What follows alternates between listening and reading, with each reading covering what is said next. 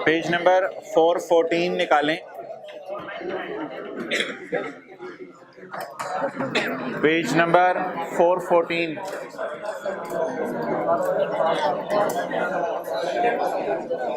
Sunday को ही शायद। अच्छा जी, कंपोनेंट्स ऑफ फाइनेंशियल पोजीशन। भाई आप थोड़ी पेशेंस शो करनी पड़ेगी आपको, भाग भाग के चीजें नहीं हो सकती कोई। कंपोनेंट्स ऑफ फाइनेंशियल स्टेटमेंट्स पहले ही कहा जा रहा था, साथ साथ पढ़ ली। Statement of financial position. अच्छा, कंपोनेंट्स ऑफ फाइनेंशियल स्टेटमेंट्स 5 हैं। अच्छा, ये इन्हें पेज नंबर 414, वो जो भाईजान की रिक्वेस्ट पे काम नहीं कराया था, आज कराना पड़ा है। कंपोनेंट्स ऑफ फाइनेंशियल पोजीशंस 5 हैं। एक होते हैं एलिमेंट्स ऑफ फाइनेंशियल पोजीशन या एलिमेंट्स ऑफ फाइनेंशियल स्टेटमेंट। वो कौन से होते हैं? Elements of financial statements. Elements होते हैं assets, liabilities, equity, incomes, expenses. ये होते हैं एलिमेंट्स। ये एलिमेंट्स नजर कहां आते हैं? Components of financial statement. तो नेस्ले की फाइनेंशियल स्टेटमेंट बैलेंस शीट 2 सफ़ों पे है, एसओसीआई 2 सफ़ों पे है, उसमें एक सफ़े पे P&L होगा, एक सफ़े पे ओसीआई होगी। एक सफ़े पे statement of changes in equity है, एक सफ़े पे कैश फ्लो है, कुछ 50-60 सफ़ों पे नोट्स टू दी। अच्छा जी, नोट्स टू दी फाइनेंशियल, कुछ नहीं, वो कॉपीज चाहिए ऊपर से ले आओ। Notes to the financial statements के अंदर मोहतरम 4 चीजें होती हैं, या 5 समझ लें। ये हमने 5 अपनी तरफ से नाम दिए हुए, पहले 2 नाम ज्यादा इंपॉर्टेंट है, बाकी अपनी तरफ से दिए हुए नाम। Notes to the financial statement comprise of legal status and nature of business. ये 4-5 लाइनों में आ जाता है। कंपनी है, क्या काम कर रही है, नेचर ऑफ बिजनेस क्या है। बेसिस ऑफ प्रिपरेशन में 2 चीजें हैं, statement of compliance and accounting convention. Comply कौन करता है? हम। कंप्लाई किससे करते हैं? IFRS और कंपनी लॉ। कंप्लाई किस किस से करते हैं हम? IFRS और कंपनी लॉ। और अकाउंटिंग कन्वेंशन हमारी कौन सी है? Historical cost. और अगर कोई एसेट हिस्टोरिकल कॉस्ट पे नहीं है तो कन्वेंशन में बता देंगे कि हम अकाउंटिंग कन्वेंशन में हिस्टोरिकल कॉस्ट से स्विच कर गए हैं और इसमें रिवैल्यूएशन मॉडल यूज कर रहे हैं। क्लियर? तो बेसिस ऑफ प्रिपरेशन में बोलें क्या क्या आता है? Statement of and accounting convention. एक और चीज है summary of significant accounting policies. क्या मतलब? पीपीज के लिए हमारी क्या पॉलिसी है? पॉलिसीज मिसाल के तौर पे कुछ ऑर्गेनाइजेशंस ऐसी हैं जो एडिशंस पे पूरे महीने की डिडक्शन चार्ज कर देती हैं। 4 जनवरी को खरीदा, पूरे महीने की डिडक्शन चार्ज कर दी। कुछ ऑर्गेनाइजेशन कहती हैं नहीं यार, 4 जनवरी से ही डिप्रिशिएट करो, 26 दिन की डिडक्शन चार्ज करो। तो जो भी आपकी पॉलिसी है पीपी की, लीज में आपकी पॉलिसी स्टैंडर्ड की रोशनी में होगी। आपने अगर लो वैल्यू एसेट है या शॉर्ट टर्म लीज है तो वो आप रेंट एक्सपेंस रिकॉर्ड करेंगे, और अगर नॉर्मल लीज है तो रेवेन्यूज हमने आज शुरू करना है, इन्वेंट्रीज, इसमें आपकी जो भी पॉलिसीज हैं वो आप यूजर्स को बता दें। It is called as summary of significant accounting. अच्छा, आइटम्स लिंक्ड विद एसओएफपी का सवाल हमने किया था पास्ट पेपर का क्वेश्चन 1, याद आ रहा होगा, BSZ वाला। BSZ वाला, ये हमने BSZ वाला सवाल किया था पास्ट पेपर का क्वेश्चन 1। और वो जो 4 सवाल हमने किए हैं इधर, वो भी तो आइटम्स लिंक्ड विद एसओएफपी है ना। वो 4 सवाल मैं आपको बता दूं। वो 4 सवाल हैं भाईजान, क्वेश्चन नंबर 2, 3, 4, 2, 3 और 4। Next page. ये सारे आइटम्स किसके साथ लिंक्ड हैं? विद एसओएफपी। और आइटम्स लिंक विद एसओसीआई का हमने सवाल किया था क्वेश्चन 6 फिक्स वाला, कल एक और तरीके से भी किया था।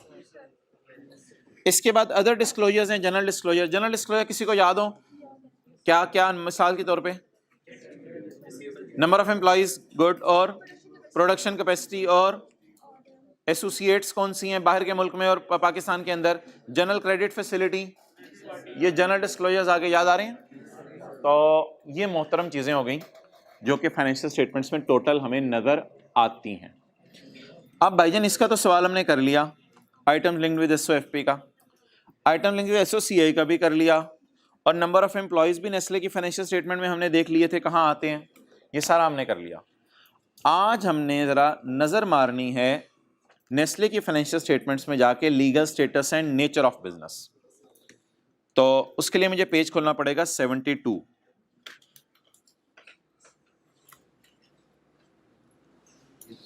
जी, legal status and nature of business मैंने आपको पढ़ा दी हुई है और आपके लिए जो रेलेवेंट है वो मैंने हाईलाइट भी कर दी हुई है।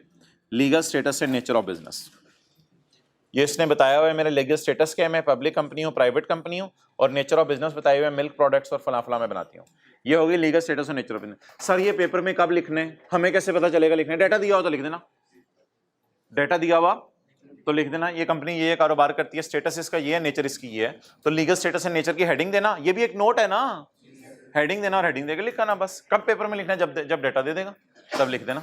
Next, legal status. अगली बात बोले,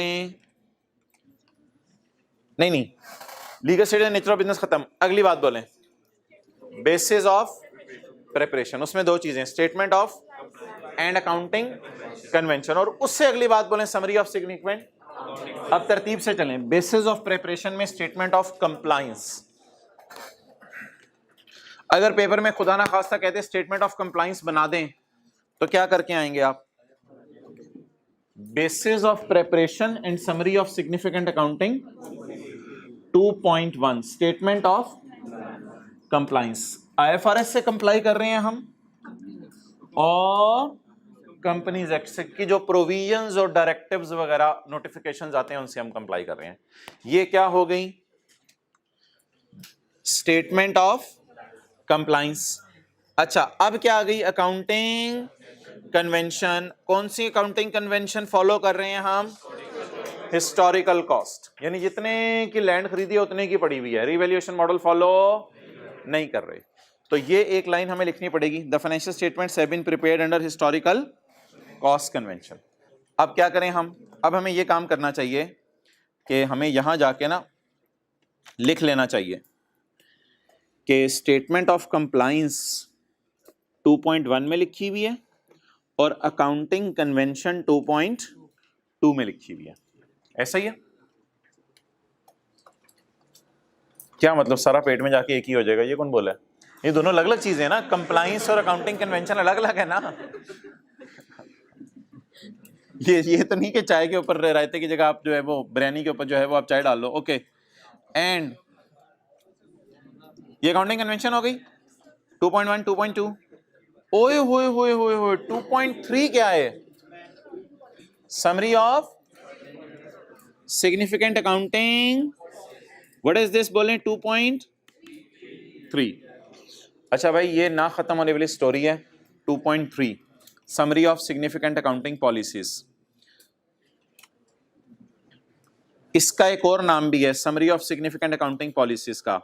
इसका एक और नाम भी है summary of significant accounting policies का। प्लीज हिम्मत करें और लिखें नोट ऑन अकाउंटिंग पॉलिसीज।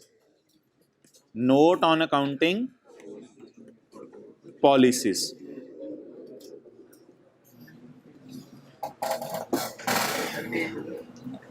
यार ये पेज नंबर है 414।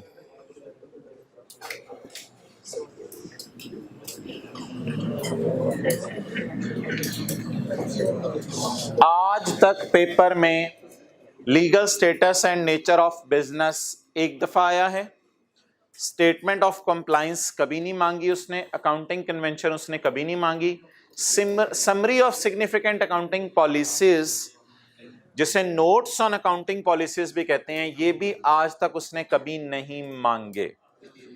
लेकिन ये नोट्स, यार ना बातें ना करो ना, ये नोट्स इतने इंपॉर्टेंट हैं कि मैंने आपको बताया कि ये नेस्ले की फाइनेंशियल स्टेटमेंट में पेज 72 से 83 भरा पड़ा है। 72 से 83 को 12-13 सफ़े हैं जिसमें क्या आ रहे हैं? Summary of significant accounting policies. तो तो अगर मैं summary of significant accounting policy देखूं तो फाइनेंशियल इंस्ट्रूमेंट्स की भी पॉलिसीज लिखी हुई है इन्होंने, financial assets, investment in shares और investment in debentures, measured at amortised cost और FVT OCI and FVTPL on initial recognition financial asset इसमें मेजर किया जाता है, all financial assets and reliabilities और पता नहीं क्या क्या इसने इसके ऊपर लिखा हुआ है। अच्छा, अब मोहतरम मुझे ये बताएं कि इसमें से कुछ पॉलिसीज मैंने आपके लिए हाईलाइट की हुई हैं, जैसे टैक्सेशन है, करंट है, डेफर्ड टैक्स है, ये आप पढ़ सकते हैं, लीजेज है, ये आप पढ़ सकते हैं, ट्रेड एंड अदर पेबल्स की पढ़ सकते हैं, पीपी की पॉलिसीज तो सारी आप पढ़ सकते हैं। सर ये याद करनी है, सबर। इंटेंजिबल्स की पॉलिसीज आपको पढ़वाई थी मैंने पैकेजेस की फाइनेंशियल स्टेटमेंट में और किताब में भी डाली हुई IAS 38 का लेक्चर नंबर 7 या 8 जाकर रिवाइज कीजिएगा।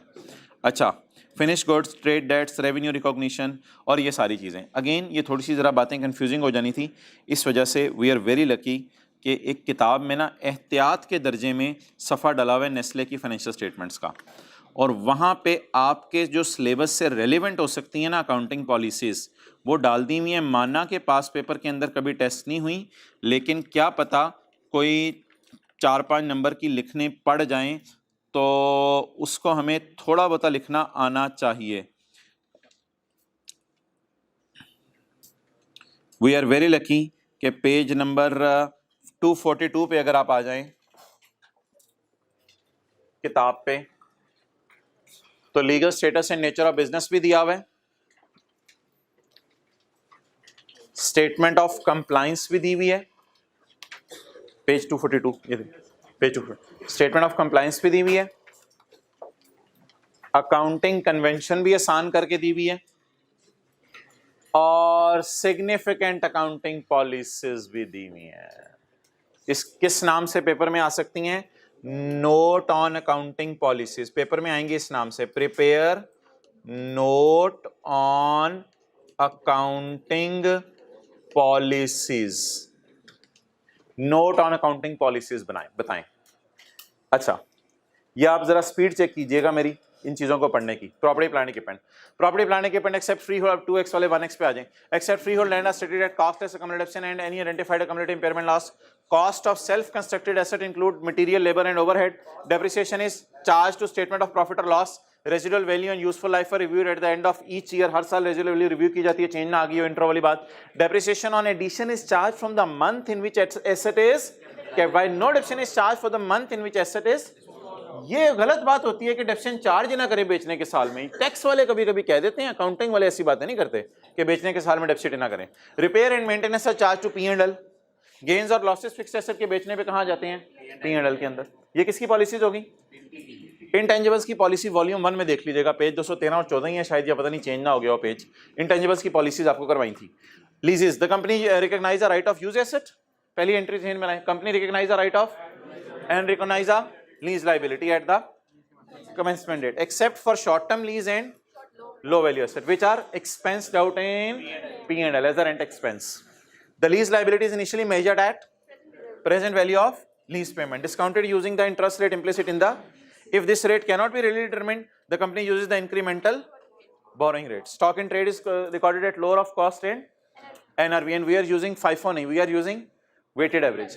Debtors are maintained at original invoice, debtor value नहीं होते, are maintained at original invoice and less estimated amount of doubtful debts. Bad debts are written off when they become cash, and cash equivalents are carried in balance sheet at cost. Trade and other payables are carried at cost. Taxation, current or deferred. Deferred tax. Deferred tax is provided using the balance sheet method. Balance sheet method होता है carrying amount और tax base को compare करें। Bye difference of carrying amount of assets and liabilities with their DTL are recognized for TTDs and DTA is recognized for DTDs. अब्बू और बेटे का नाम आ गया। Revenue, sale is recorded when a customer obtains control of the goods, ये तो IFRS 15 अभी हम शुरू करने लगे हैं। बोरोइंग कॉस्ट, बोरोइंग कॉस्ट को कैपिटलाइज कर दिया जाता है, कल वाला सवाल मैंने lecture 103 part B, borrowing cost को कैपिटलाइज कर दिया जाता है अगर क्वालिफाइंग एसेट हो। और dividend distribution shareholders is recorded as liability in the period in which dividends are approved. जाहिर बात है हमारे साल का डिविडेंड आपको पता है अगले साल अप्रूव होता है, इसलिए वो रिकॉर्ड भी कब होता है? This is all called as बोलें नोट्स ऑन अकाउंटिंग पॉलिसीज। अब ये पेपर में क्या कहेगा, पेपर में कहेगा you may prepare a note on accounting policies taking necessary assumptions. फिर क्या करेंगे आप, आपकी मर्जी है, एज्यूम कर लें 5 यूज हो रहा है weighted average. Taking necessary assumptions, आपका दिल चाह रहा है तो आप जो है वो लिखाएंगे, क्या कहते हैं, स्ट्रेट लाइन मेथड, आपका दिल चाह रहा है WDV लिखाएंगे। टेकिंग नेसेसरी असम्पशंस, पेपर में सवाल आ सकता है कि आप इसको सॉल्व करो अकाउंटिंग पॉलिसीज को टेकिंग नेसेसरी, और अगर नेसेसरी असम्पशंस नहीं लेनी होगी तो फिर ये डाटा सारा सवाल में देगा इस तरह का, और हम उठा के कॉपी पेस्ट फिर करेंगे। और अगर डाटा ना दे और फिर कह दे असम्पशंस लेते हुए थोड़ी सी 2-3 पॉलिसीज मुझे बना के दे दो, नाम भी दे सकता है, PPE की, इंटेंजिबल की और डेटर की पॉलिसी बना के दे दो। नाम ना दे, नाम दिए बगैर कहे 3-4 आइटम्स की पॉलिसी बना के दे दो, तो PPE, intangible, debtor, tax, current tax, deferred tax की पॉलिसीज बना के देगा। तो इसको याद ना करें, लेकिन 1-2 दिन ना बार बार पढ़ते रहें, इसको पढ़ते रहें ताकि कुछ 2-4-6 चीज़ें याद रह जाएं। सारे आपके जहन में हैं लेकिन ऑब्वियसली कभी लिखी नहीं ज़िंदगी में, तो फिर लिखना मुश्किल होगी अगर पेपर में आ गई। तो 1-2-3 सफ़े ही बनते हैं, 1.5 सफ़ा बनता है बल्कि, तो इसको 1-2 दफ़ा पढ़ लीजिएगा तसल्ली से। अच्छा 1 मिनट, वो देख लो नेस्ले में भाईजान, ये पास पेपर के सवालों की जो रिक्वायरमेंट्स हैं,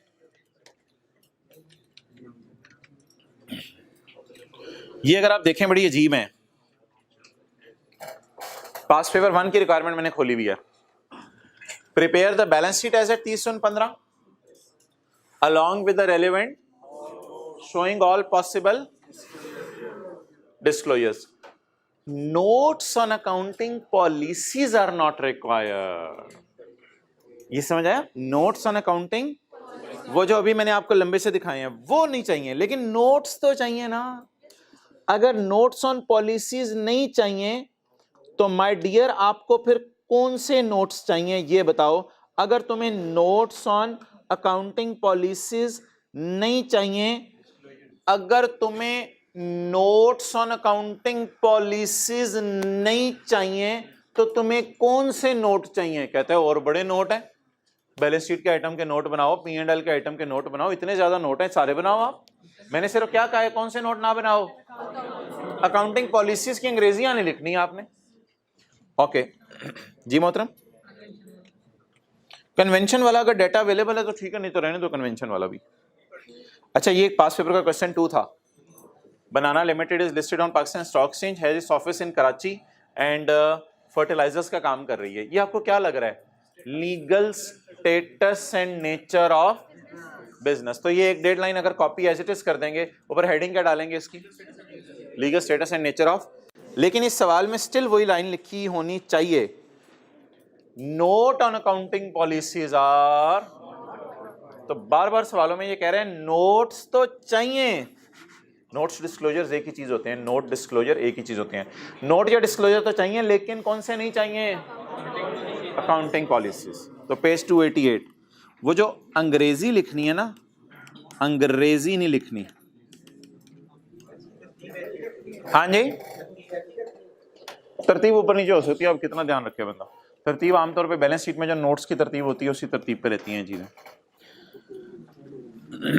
पता नहीं यार आप लोगों ने सवाल किया है या नहीं किया। पास पेपर क्वेश्चन 10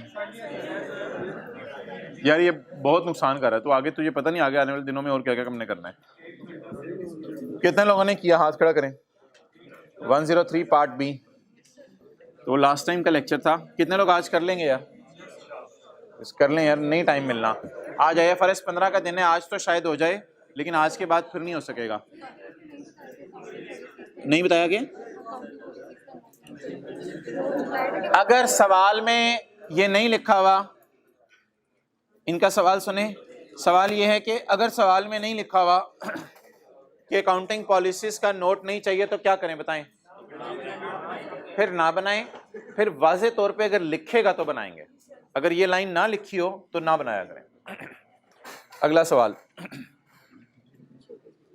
वो सवाल पास पेपर का क्वेश्चन 4 हम कर रहे थे। पास पेपर क्वेश्चन 4 निकालें। पास पेपर का क्वेश्चन 4 2 दिन पहले किया था। मेरा आपसे सवाल है, एक अकामुलेटेड डेप्रिसिएशन का ट्रायल देख के पता चल रहा है ओपनिंग बैलेंस है या क्लोजिंग? ना यार, ऐसे ना कर यार। अकोमोडेशन का बैलेंस पता चल रहा है ट्रायल देख के, ओपनिंग है या क्लोजिंग? नहीं पता चल रहा ना। अब कोई assumption नहीं लेनी, कोई assumption नहीं लेनी क्योंकि हो सकता है अकोमोडेशन की क्रेडिट साइड, दो तीन बड़ी इंपॉर्टेंट फाइनल अकाउंट के एतबार से बातें करने लगा हूं।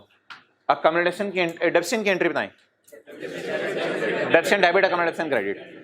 ये देख के ना आप अंदाजा नहीं लगा सकते डेबिशन रिकॉर्ड हुई है या नहीं। अगर एक बंदा कहता है डेबिशन रिकॉर्ड नहीं हुई तो वो आर्ग्यूमेंट ये देगा मुझे डेप्रिसिएशन एक्सपेंस डेबिट नजर नहीं आ रहा इसलिए डेबिशन रिकॉर्ड नहीं हुई। दूसरा बंदा उसको जवाब देगा भाईजान डेबिशन एक्सपेंस नजर नहीं आता, वो सेलिंग एडमिन में छुपा होता है। तो दूसरा बंदा ये आर्ग्यूमेंट देगा कि सेलिंग एडमिन में छुपा हुआ इसलिए रिकॉर्ड हो गई है।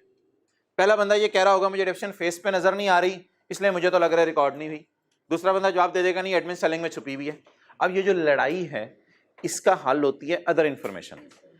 अगर अदर इंफॉर्मेशन रेट दे रही है तो फिर इसीलिए दे रही है कि हम डेप्रिसिएशन निकाल लें। तो अदर इंफॉर्मेशन में जाके देखें क्या गिवन है, रेट्स लाइफ गिवन है। तो इसका मतलब है फिर अकोमोडेशन का कौन सा बैलेंस है, ओपनिंग बैलेंस है। तो हमें क्या करना पड़ेगा, बिल्कुल ये फिर यकम जुलाई 14 का बैलेंस है। इस बात को रोकनी है नहीं यहाँ पे, इस बात को रोकना नहीं यहाँ पे, इस बात को चलने दें। डीटीएल का अकाउंट नजर आ रहा होगा, हाँ हाँ एल है, डीटीएल है भाई जान, ये नहीं है, लाइबिलिटी साइड पे नजर आ रहा है। डीटीएल का अकाउंट नजर आ रहा होगा आपको। ये ओपनिंग बैलेंस है या क्लोजिंग बैलेंस है ये एक मसला है, इसका जवाब भी यही है। इसका जवाब वैसे एक और भी है।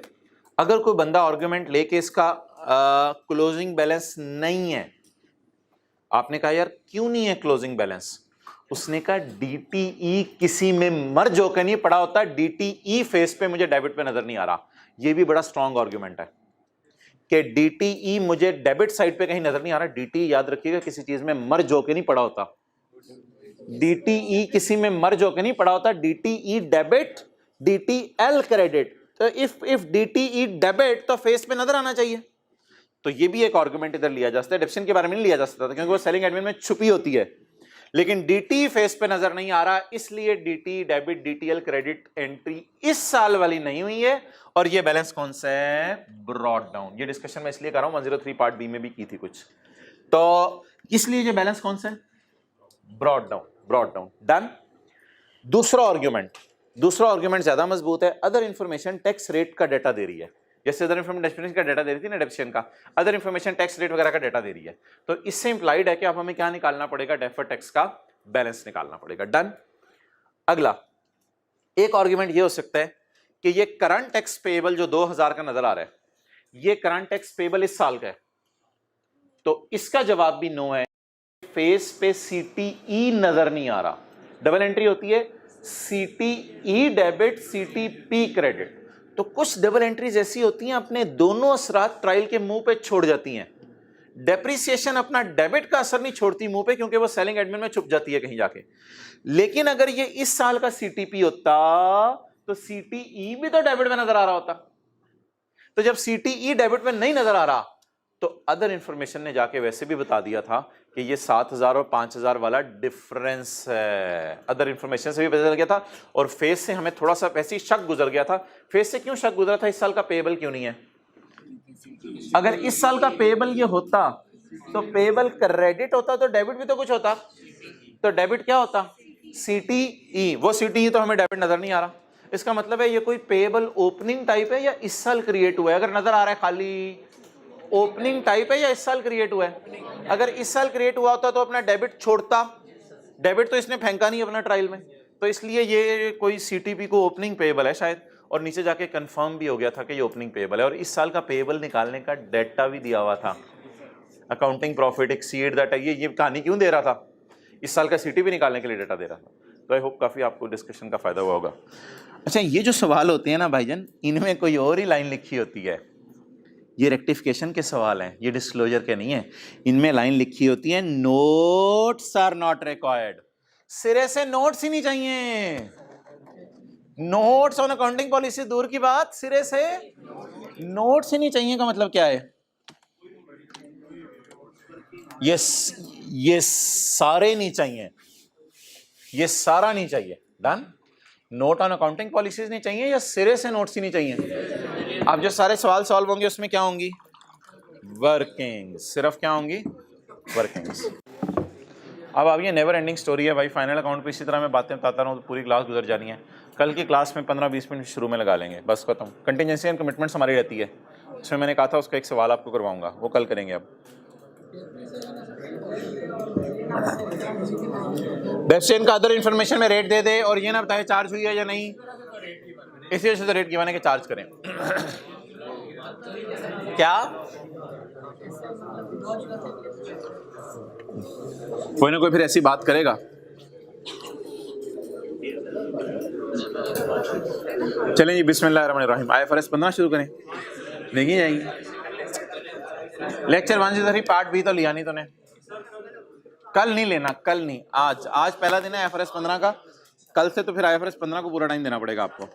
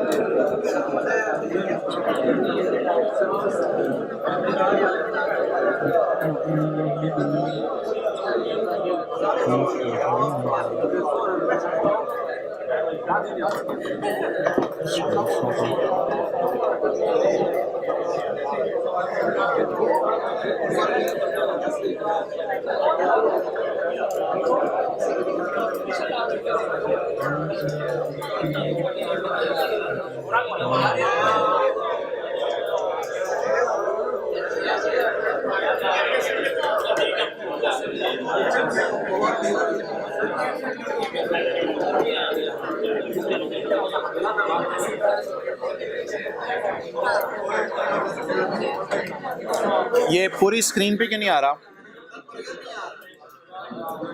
वो बर्गर आ जाएगा।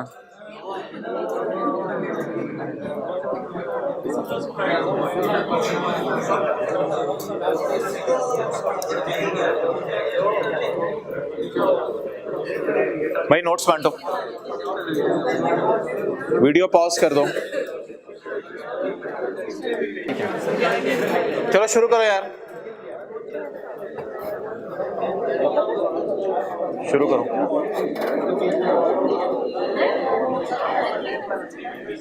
सवाल पढ़ें जी। पहला मैंने नोट्स में भी डाल दिया और इधर भी है।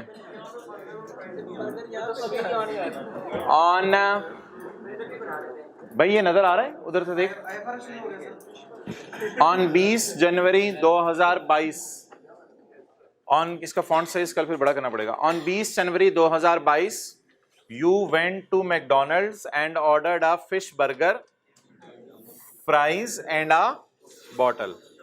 These items are normally sold at following prices.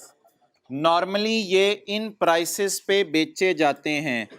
Burger बेचा जाता है 400 पे, फ्राइज बेचे जाते हैं 100 पे, और बोतल तो आप सादा वाली पीते हैं, बोतल बेची जाती है कितने पे?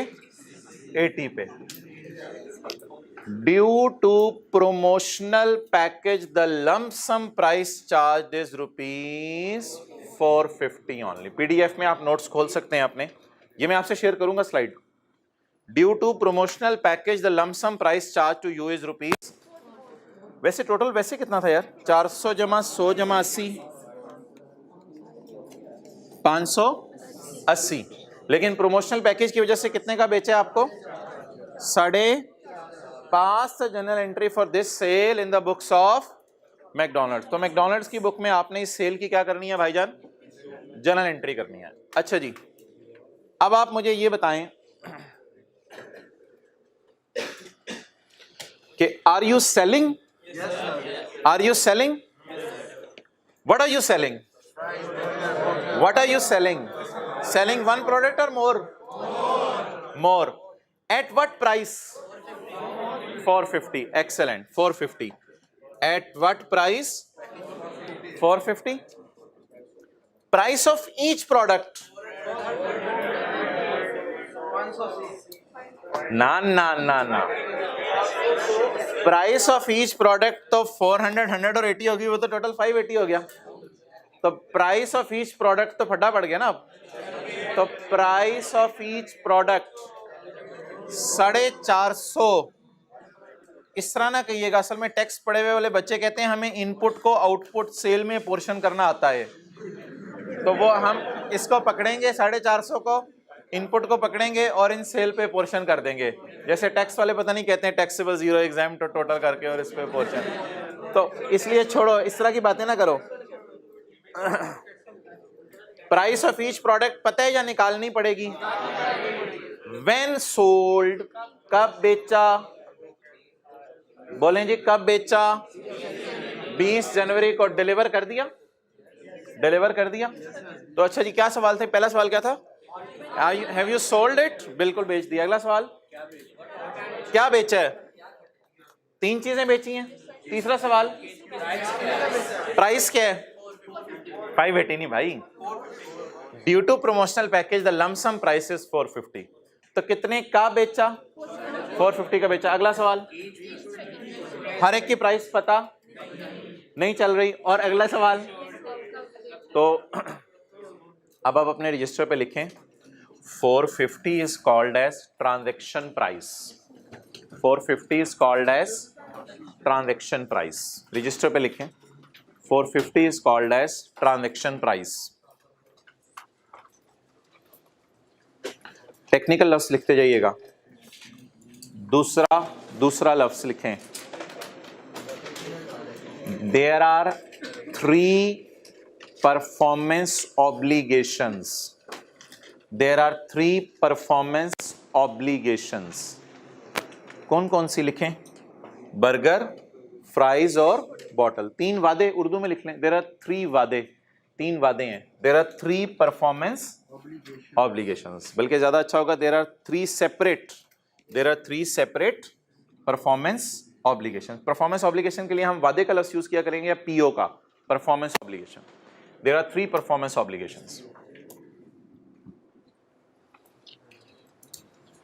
जी 450 का नाम बताएं, ट्रांजैक्शन प्राइस, और उसका नाम बताएं क्या कहते हैं, सेपरेट परफॉर्मेंस। और तीसरा लफ्ज जरा मेरे से गौर से सुनिएगा, स्टैंड अलोन। अगर अकेला खड़ा हो जाए तो बर्गर कितने का बिकता है? 400 का। अकेले फ्राइज हो तो 100 के, और बोतल हो तो स्टैंड अलोन। अकेले खड़े हो जाए तो कितने के बिकेंगे? तो लिखें stand alone price of burger is 400। तीसरा लफ्ज समझ आया आपको? Stand alone price of burger is 400, fries is 100 and bottle is 80। Stand alone selling price of burger is 400, fries is 100 and bottle is 80। Stand alone, अगर ये अकेले खड़े हों। अच्छा, अब हमें रेवेन्यू, अच्छा बताएं रेवेन्यू, ये एंट्री सही है? Cash, debit, sale, credit. Revenue तोड़ के बुक करना पड़ेगा। अब एक बड़ी सी लाइन हाईलाइट करके लिखनी है, when there are more than 1 POs, when there are more than 1 POs, जब एक से ज्यादा परफॉर्मेंस ऑब्लिगेशन हो। क्या क्या है? बर्गर अलग परफॉर्मेंस ऑब्लिगेशन है, फ्राइज अलग है। अगर वो अपनी ऑब्लिगेशन पूरी ना करें आप फौरन बोलते हैं फ्राइज नहीं आए। अब तो वो तो बर्गर और बोतल ला रहा हो, आप तो उधर से टेबल पे बैठ के दूर से देख रहे होते हैं, यार उसके दाएं हाथ में बर्गर है, में बोतल है, यार आनते दे। अगर वो अपनी ऑब्लिगेशन सेटिस्फाई ना करें तो आप फौरन पकड़ लेते हैं उसको। हाँ, क्या लिखवाया मैंने? When there are more than 1 POs, break the revenue amongst all POs. Break the revenue, revenue को तोड़ना पड़ेगा।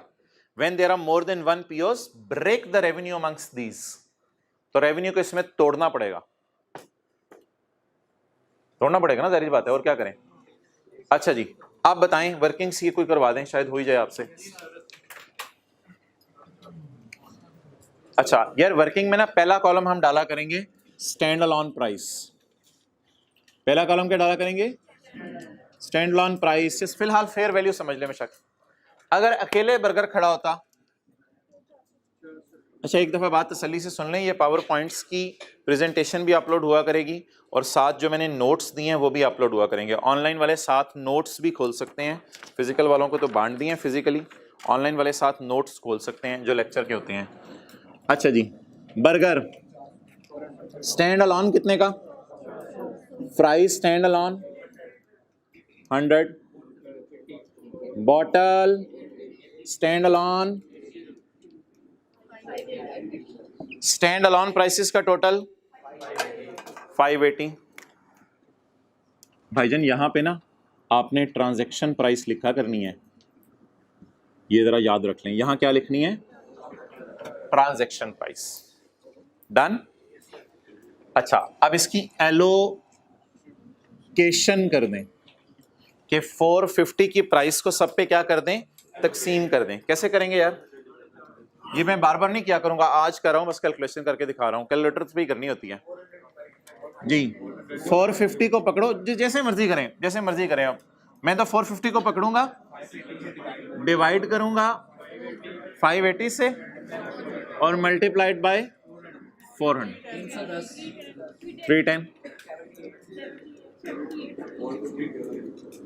अच्छा ये जो फिजिकल वाले हैं ना, नोट्स को बेशक नजर मार लीजिएगा, कोई सॉल्यूशन में एरर हुई तो मुझे बता दीजिएगा, क्योंकि पहली दफा मैं ये दे रहा हूँ नोट्स, लेक्चर नोट्स आपको पता है किताब में इसके अवेलेबल नहीं है, तो कोई एरर हुई तो साथ आते रहिएगा प्लस माइनस की। 580 ज़रबे ज़रबे ज़रबे कितना आ गया? 78। 450 डिवाइडेड बाय ज़रब 80 इज इक्वल टू 62। ऐसी मैं टेक्स्ट पढ़ने वालों को एक बात बताने लगा हूँ भाईजान, यहाँ आप इनपुट लिखते थे, इससे डिवाइड करते टोटल सेल से, मल्टीप्लाई करते थे इस सेल से, तो ये जवाब आ जाता था। बहरहाल छोड़ें। तो हमने किसको किस बेसिस पे तकसीम कर दिया? अगर आप ये फिक्रा सही बोल गए तो आप कामयाब हैं। किसको किस बेसिस पे तकसीम कर दिया? हाँ, ट्रांजैक्शन प्राइस को स्टैंड अलोन सेलिंग प्राइसेस की बेस पे हर परफॉर्मेंस ऑब्लिगेशन में तकसीम कर दिया। दोबारा बोलें ये फिक्रा, ट्रांजैक्शन प्राइस को स्टैंड अलोन प्राइसेस की बेस पे सेपरेट परफॉर्मेंस ऑब्लिगेशंस में तकसीम कर दिया।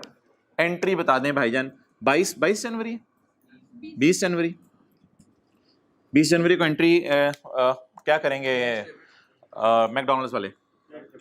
ये स्टैंडर्ड ना सेलर के लिए, बायर के लिए? मेरे लिए नहीं है, जो मैंने खरीद रहा हूं बर्गर, मेरी बात नहीं होगी। Cash debit, sale burger, sale fries और सेल बॉटल। कैश कितना आया जी?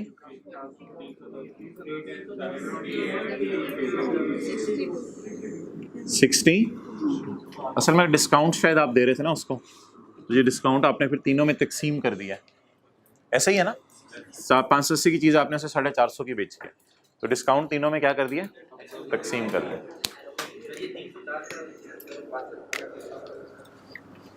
एलोकेटेड ट्रांजैक्शन प्राइस, इन तीनों का नाम भाई पूछ रहे हैं, एलोकेटेड ट्रांजैक्शन प्राइस, लेकिन इसके नाम की जरूरत नहीं। डन। चलें आगे, चलें आगे। हाँ किसी नहीं नहीं नहीं नहीं नहीं, इस तरह ना किया करो।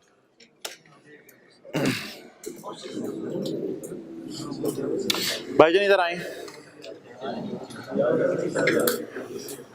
भाई ये तो हमने अपनी देसी इंग्लिश में लिखा है ना, लेकिन स्टैंडर्ड की English, identify the contract with the, contract क्या है आपका? कॉन्ट्रैक्ट रिटर्न जरूरी नहीं होता। बर्गर, फ्राइज और ये आपका कॉन्ट्रैक्ट है, इसका हमने आसान इंग्लिश में क्या लिखा है? और ये सेलिंग यानी कॉन्ट्रैक्ट भी है तेरा या नहीं? अगला सादा सवाल क्या था? व्हाट आर यू सेलिंग, 3 चीजें। लेकिन स्टैंडर्ड क्या कहता है? Identify the separate performance. तीसरा सवाल हमारा क्या था? एट व्हाट प्राइस, किस प्राइस पे डील तय हुई थी? 450 पे, एट व्हाट प्राइस। लेकिन स्टैंडर्ड क्या कहता है? डिटरमिन द ट्रांजैक्शन प्राइस कितनी है? 450। अच्छा, अगली चीज, ये अब आपके पास नोट्स में नहीं है, ये स्लाइड ही है, ये बुक में भी है, वो मैं बता दूंगा, बुक के पेज नंबर 1 पे होगी। इस तरह स्लाइड नहीं बनी होगी, ये वाली चीजें होंगी। प्राइस ऑफ ईच प्रोडक्ट और सर्विस, ये हमें पता नहीं थी। क्या किया? Allocate the TP, allocate the TP. TP पता है कितनी है? 450। When sold, record revenue when an entity satisfies a performance obligation। मुझे बताएं भाईजान, हमने परफॉर्मेंस ऑब्लिगेशन कब सेटिस्फाई किया? 20 जनवरी को। तो मैंने फिर रेवेन्यू भी कब रिकॉर्ड किया है? आपको पता है रेवेन्यू तब रिकॉर्ड होता है जब चीजें डिलीवर हो जाती हैं या ट्रांसफर हो जाती हैं। Done, clear, any question? चलें जी, स्लाइड नंबर 4, पहली तो वो हेडिंग वाली थी ना। चलें जी,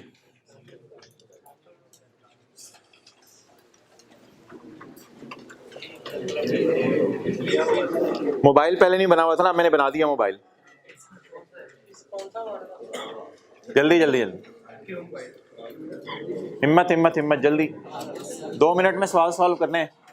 ये फाइनल अकाउंट जैसे सवाल नहीं है।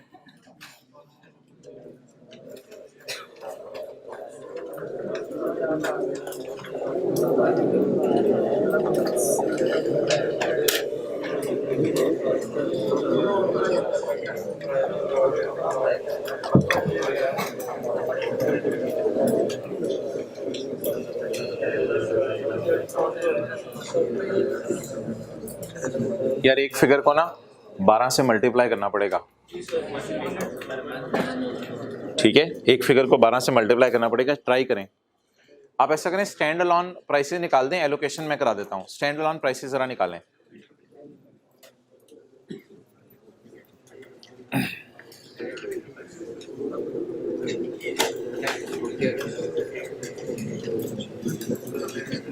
भाईजान क्या बिक रहा है? मोबाइल। और क्या बिक रहा है? On net calls unlimited. Unlimited on net, तो कितनी परफॉर्मेंस ऑब्लिगेशन? 2। पहला सवाल क्या? Are you selling? Yes. What are you selling? At what price? At what price का जवाब अल्लाह करे कोई दे दे। एक्सेलेंट। एट व्हाट प्राइस का मतलब बताएं? 30,000। At what price? 30,000। पढ़ें जी। ऑन यकम अगस्त 22, साल खत्म होने से अगस्त, सितंबर, अक्टूबर, नवंबर, दिसंबर, 5 महीने पहले। On Yakam August 22, Ufone announced a new promotional package for its customers. The package comprises of a mobile phone and 1 year unlimited, सिर्फ एक साल का दिया हमने। तो यूफोन ने कहा भाईजान मोबाइल भी हम बेचते हैं और 1 साल की ऑन नेट कॉल्स भी हम बेचते हैं। पैकेज प्राइसेस, पैकेज क्या मतलब? जो हमें बना के उसने प्राइस दी। मुझे बताएं कस्टमर से कितने लेगा? पहली लाइन पढ़ के, ये वाली। पैकेज प्राइसेस 30,000, ये 30,000 दोनों की है। 1 ईयर पेएबल भी इसमें शामिल है और at the start of contract. Package is 30,000 for 1 year, package is 30,000 for, और ऑफर भी कितने से किया? सिर्फ 1 ईयर। पैकेज इज 30,000 और अमाउंट का पेएबल है। Price is payable at start of contract. Done. Price का payable at start of contract. Mobile phone has a retail value of 25,000 if sold separately. ये क्या मतलब है? Stand alone price if sold separately.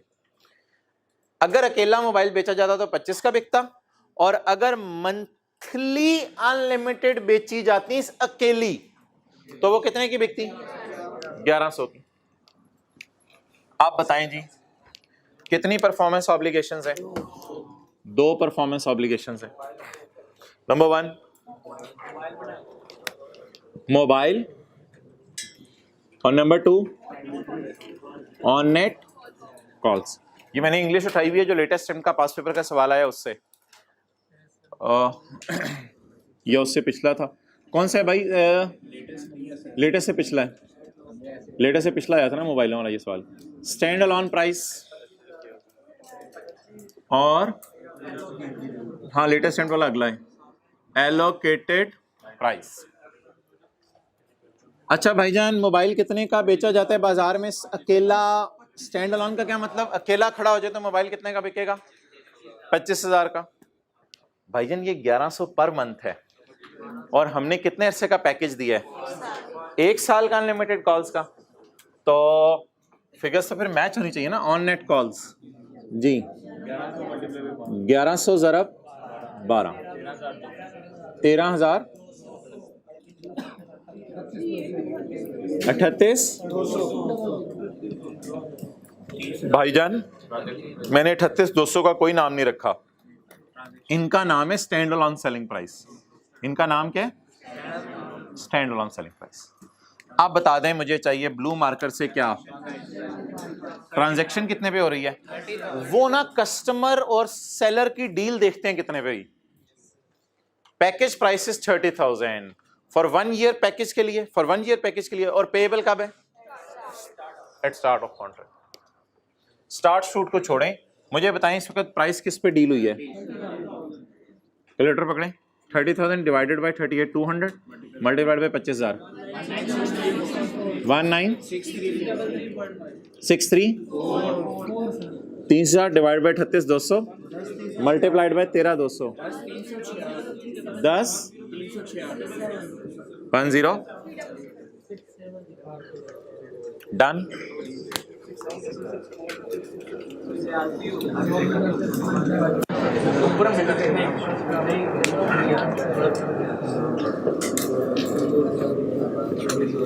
जी बिल्कुल, इसका नाम होगा ट्रांजैक्शन प्राइस और इसकी एलोकेशन कर।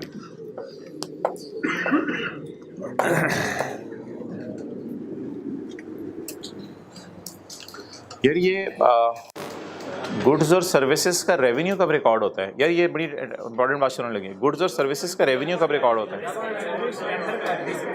असल में गुड्स का रेवेन्यू तब रिकॉर्ड होता है जब आप डिलीवर करें, और सर्विसेज का रेवेन्यू भी तब रिकॉर्ड होता है जब सर्विसेज ट्रांसफर करें, रेंडर करें।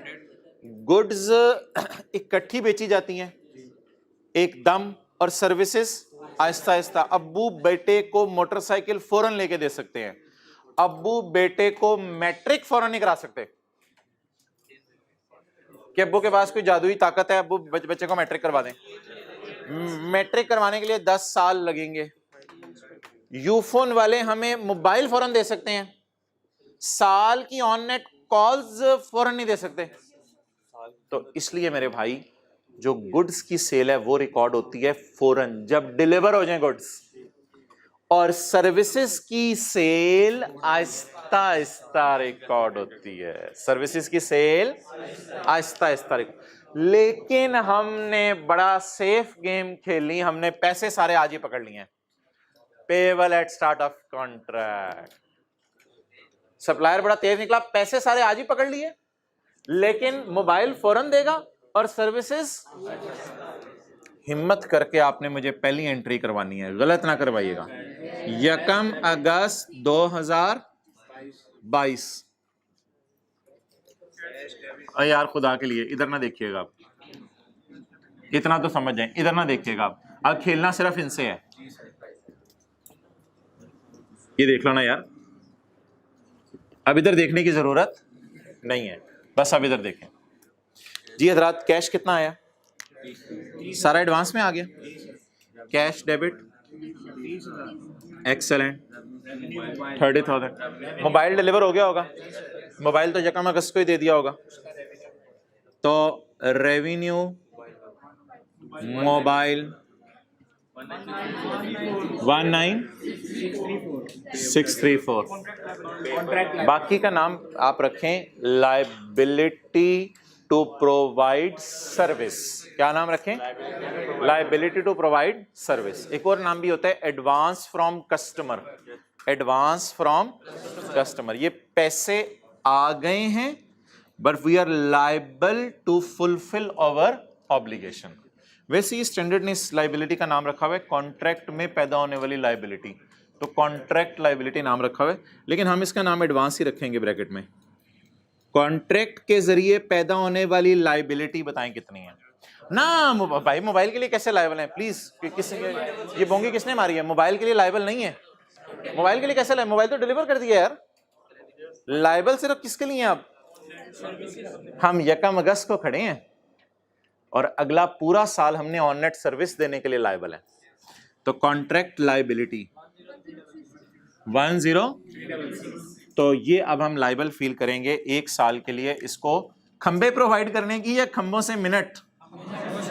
खंबों से मिनट प्रोवाइड करने की, सर्विस प्रोवाइड करने की। यार ये लायबिलिटी कभी रेवेन्यू में नहीं जाएगी?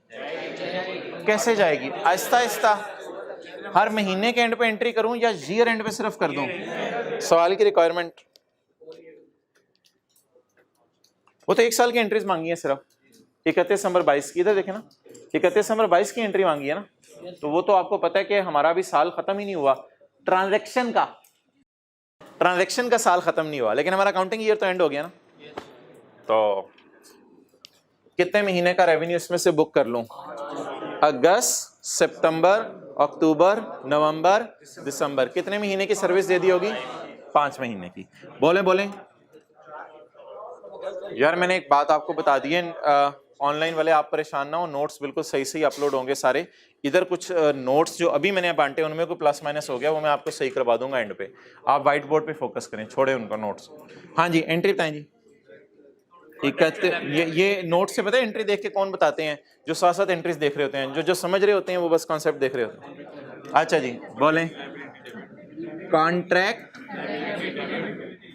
एडवांस फ्रॉम कस्टमर था ना, एडवांस को डेबिट कर दे, यानी लाइबिलिटी को डेबिट कर दे।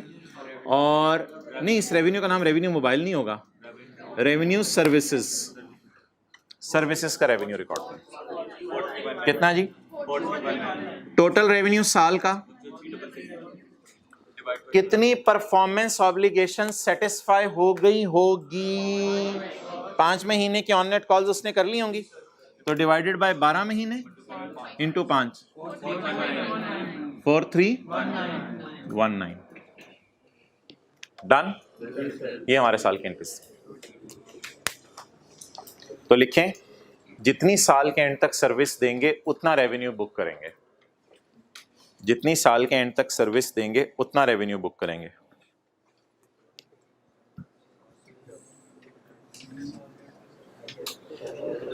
उतना रेवेन्यू बुक करेंगे।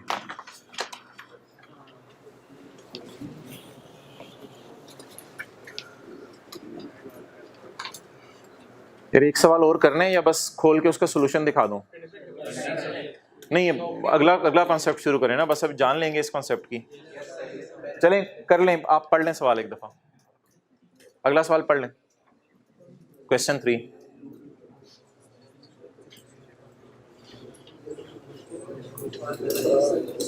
ओ यार एक मिनट, इधर आओ। वो 5 सवाल नहीं आपने बताए। पहला सवाल क्या था? Are you selling? यस, हमारा कॉन्ट्रैक्ट हुआ है, वी आर सेलिंग। दूसरा सवाल, क्या बेच रहे हो? तीसरा सवाल, प्राइस ये है भाईजान। चौथा सवाल, एलोकेट द ट्रांजैक्शन प्राइस। पांचवा सवाल, record revenue as and when PO is satisfied. जैसे जैसे परफॉर्मेंस ऑब्लिगेशन सेटिस्फाई हो। मोबाइल तो गाड़ी की तरह है, अब्बू बेटे को गाड़ी देना चाहें तो मोबाइल तो फौरन दे सकते हैं हम उन्हें, लेकिन ये सर्विस उनको, तो ये परफॉर्मेंस ऑब्लिगेशन फौरन सेटिस्फाई हो गई थी। प्रॉमिस मोबाइल वाला फौरन सेटिस्फाई हो गया था, और सर्विस वाला अभी तक कितने महीने हुआ है? 5 महीने। जी भाईजान, हो गया। ये एक क्या है भाईजान? कार, और दूसरा मेंटेनेंस सर्विसेज, यानी हम अपनी गाड़ी लेके जाएंगे तो वहां पे बंदे होंगे, हमारी गाड़ी की मेंटेनेंस पेज पूछ सेट कर देंगे। ऑन 1 नवंबर 2022 होंडा, ये लेटेस्ट अटेम्प्ट वाली अंग्रेजी है, Honda sold a car to its customer for rupees. भाईजान पहले ट्रांजैक्शन प्राइस रुक के बता दें।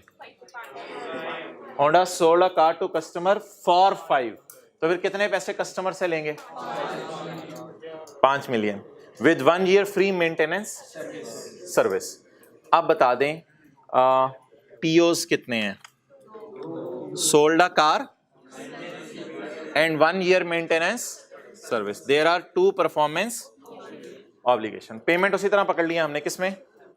एडवांस में। Honda normally sell car and annual maintenance for 4.8 एंड 0.7 मिलियन। तो यार इसका सॉल्यूशन देख लेते हैं नोट्स में जाके।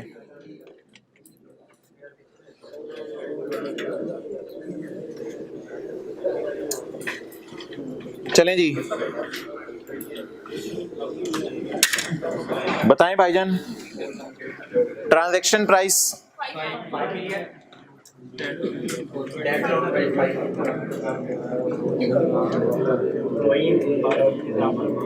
अच्छा मुझे नजर आ रहा है, इधर नजर नहीं आ रहा। आपको सॉल्यूशन नहीं नजर आ रहा?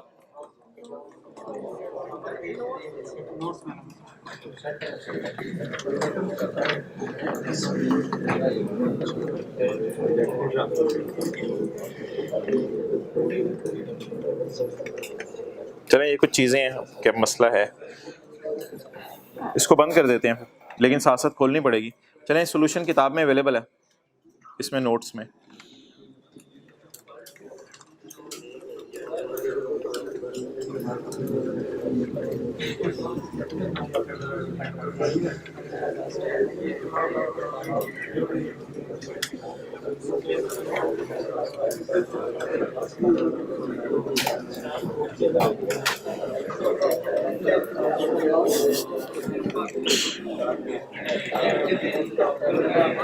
आपको जो शो हो रहा है मुझे शो नहीं हो रहा, असल में आप कह रहे हैं कि ये बटन दबा दें।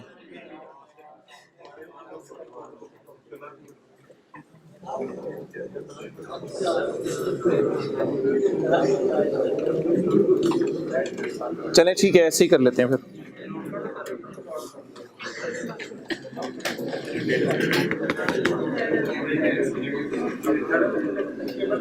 गाड़ी कितने की है? 5,000 की। और अगर वैसे गाड़ी बेचें तो 4800 की, और सर्विसेज दें तो 700 की। तो बताएं जी इधर कितना लिखेंगे? 5,000 5,000 इधर लिख दिया, इधर 4800, इधर 700। अच्छा, उसके बाद इधर 5500, 4364, 636। ओके। अच्छा, अगली चीज मुझे बता दें कि हमने गाड़ी कब बेची है? 1 नवंबर को। तो मुझे बताएं परफॉर्मेंस ऑब्लिगेशन हमने जो सेटिस्फाई की है वो सर्विस वाली कितनी की है और गाड़ी वाली कितनी की है? तो सर्विस वाली परफॉर्मेंस ऑब्लिगेशन हमने कितने महीने सेटिस्फाई की? 2 महीने। तो एंट्री क्या बनेगी? 43। अब एंट्रीज करते हुए भाईजान इसको 4364 बोलें क्या? कैश डेबिट रेवेन्यू फ्रॉम गाड़ी कितना कितना कितना 43। गाड़ी की परफॉर्मेंस ऑब्लिगेशन फौरन सेटिस्फाई हो जाएगी, यानी गाड़ी सादा जबान में फौरन डिलीवर हो जाएगी। लेकिन किसके लिए लायबल फील करेंगे? मेंटेनेंस के लिए लायबल फील करेंगे। और साल के एंड पे खड़े होके बताएं कितनी मेंटेनेंस दे देंगे? 2 महीने 106।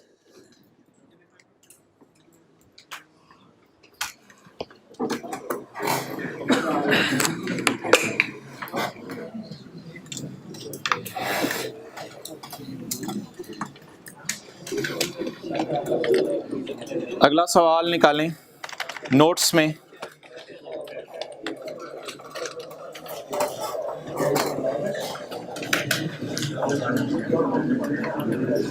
Question number 4। जिनके पास नोट्स हैं वो खोल लें, साथ साथ पढ़ें।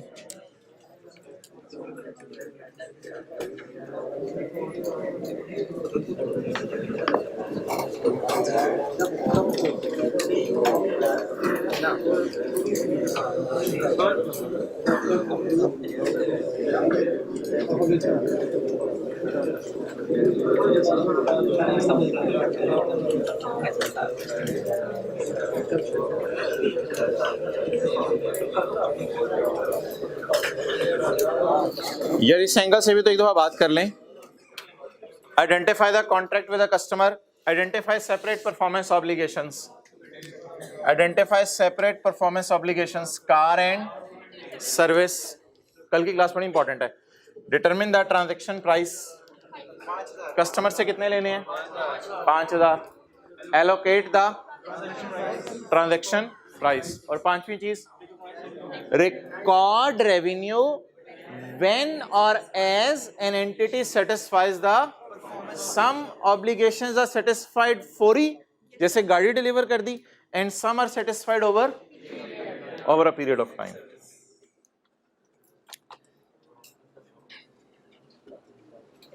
चलें यार, अभी बिल्कुल एक नया कॉन्सेप्ट है, इसकी ना आप सिग्निफिकेंट फाइनेंसिंग कंपोनेंट हेडिंग है, ये मत पढ़ें, ये जरा पढ़ें सवाल।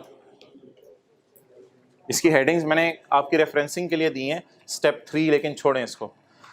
On 1 January 2022 Toyota sold XLI car to a customer. XLI गाड़ी बेची है कस्टमर को।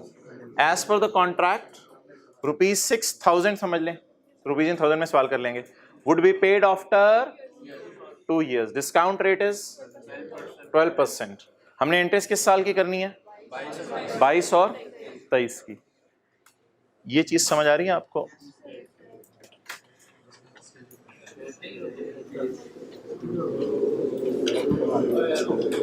ये देखें, आप ऊपर पढ़ें दोबारा, लीज टाइप चीज है ना, डिस्काउंटिंग करनी पड़ेगी, या सऊदी किंग टाइप समझ लें, या फिर चलें ताज़ा बात करते हैं, मजदूरों को पैसे देने थे, इधर हमने लेने हैं पैसे, वैसे उधर मजदूरों को पैसे देने थे 2 साल 10 साल 12 साल बाद। तो अब बता दें जी क्या मसला है। On 1 January Toyota sold car to customer, delivery होगी, जो आप अपलोड होगी ना स्लाइड, उसमें ये इसी तरह बना होगा। On 1 January 22 Toyota sold XLI to customer, deliver होगी गाड़ी। As per the contract 6 million would be paid after, discount rate is past general entries for year end 31 December 22 and 31 December 23। अच्छा बताएं यार, सेल को फ्यूचर वैल्यू पे book करूं या cell को प्रेजेंट वैल्यू पे बुक? सेल को प्रेजेंट वैल्यू। शुरू करें, सादा सा सवाल। डस्टर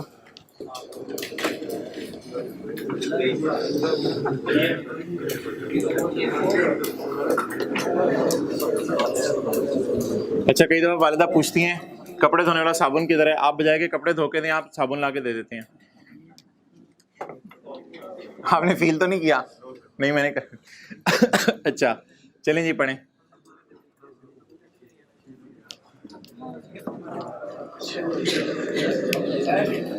हाँ जी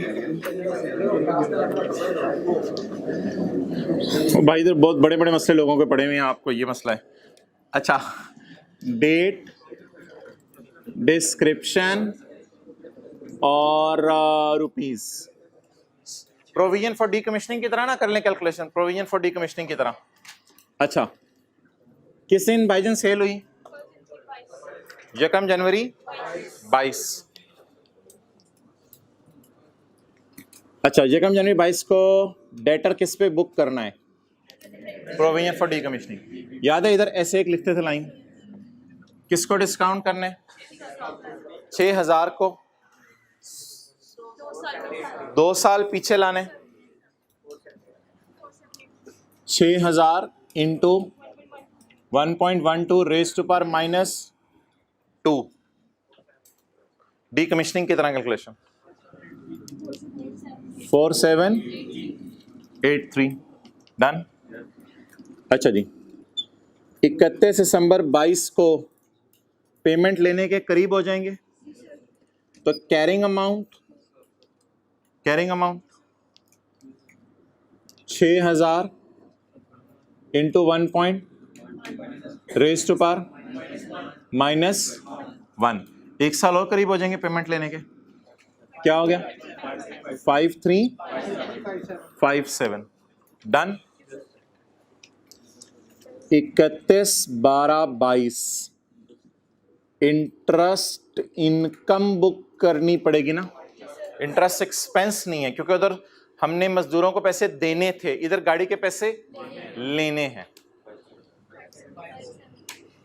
574। एक बात याद कीजिएगा, मैंने कहा था 4783 पे 12% भी लगा सकते हैं, ये जरा चेक करें, या फिर 4783 पे 12%। डन। तो ये दोनों तरीके ठीक हैं। आगे बताएं जी। 31/12/23। अभी मुझे इंटरेस्ट ना निकलवाएं, इंटरेस्ट को बैलेंसिंग निकाल लेंगे।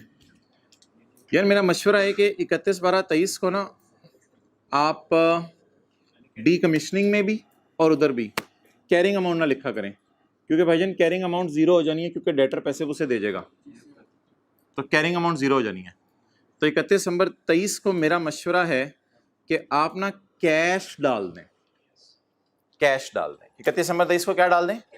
कैश डाल दें इंस्टेड ऑफ कैरिंग अमाउंट। तो हमारी आदत क्या होती थी, पहले इंटरेस्ट इनकम लिखते थे और चल से चल चलता रहता था। लेकिन अभी क्या करें बोलें? 31/12/23 को मुझे पता है कैरेट डाउन तो कितना आ जाने, क्योंकि डेटर पैसे दे जाएगा। तो बेहतर है कि ये वाली जो कैलकुलेशन है ना, आप कैश लिख के करें, कैश लिख के करें। अब 6000 फायदा कोई नहीं होगा वैसे, 1.12 रेज़ टू पावर -0। अब पेमेंट के एग्जैक्ट टाइम पे पहुंच गए हम, तो ये कैसी वेस्टेज ऑफ टाइम होगी। तो 6000 इंटू 1 0 नहीं आएगा, कैलकुलेटर पकड़ो। 1.12 raise to power -0 multiplied by 6000, 6000 आ रहे हैं। तो 6000 की पेमेंट हो गई, डेटर हमें पैसे दे जाएगा। बैलेंसिंग 640। लेकिन कोई बच्चा इस 6000 के साथ बता दे प्लस साइन लगेगा या माइनस साइन लगेगा। डेटर क्रिएट हुआ, ग्रो हो गया और अब तो पैसे भी दे गया। तो अब जरा देखें, जीरो आ रहा है जवाब।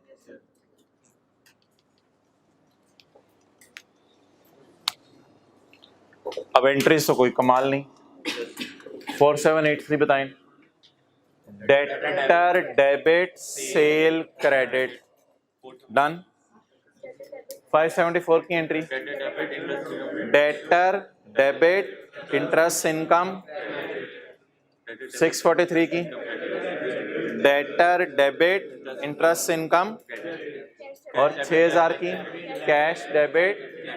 अच्छा बताएं, ये एंट्रीज आपने प्रेजेंट वैल्यू पे सेल बुक करनी है या 6000 पे सेल बुक करनी है? Present value. 2022 की एंट्रीज, 1 जनवरी 22। बोलें जी। डेटर डेबिट सेल क्रेडिट कितने से?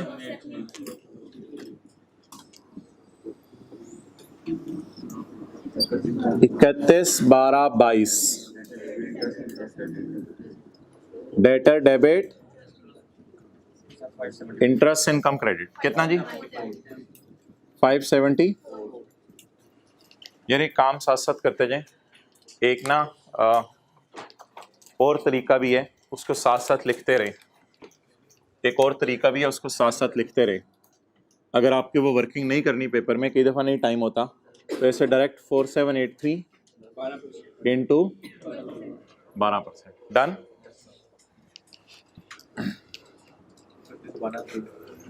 31/12। यार ये करते नहीं साथ साथ काम। Debtor debit interest income. भाईजान अभी तक पेमेंट नहीं हुई, इसलिए इंटरेस्ट कंपाउंड होगा, इंटरेस्ट कंपाउंड होगा। 4783 पे डेटर क्रिएट हुआ था, बड़ा कितने से? 574 से। इस पे लगाएं जरा। 643 आ रहे हैं। तरीके यार दोनों सीख लें। दोनों सीख लें, कभी कभी ये तरीका ज़रा हेल्प करेगा, मैं आने वाले दिनों में बताऊंगा, तरीके दोनों सीख लें। ये बैलेंस मैंने कैसे निकाला दोबारा देखें। पहले तो डेटर कितना था, तो उसी पे इंटरेस्ट निकाल लिया, फिर डेटर ग्रो करके बढ़ गया, लेकिन पेमेंट अभी तक नहीं आई, तो आप बता दें इस पे 12% लगा 643, और 31/12/23 को जरा नजर मारें, डेटर 6000 पे पहुंच गए। इन तीनों को जरा जमा करें, 4783 प्लस 574 प्लस 6000 हो गया डेटर। तो 31/12/23 को कैश डेबिट 6000।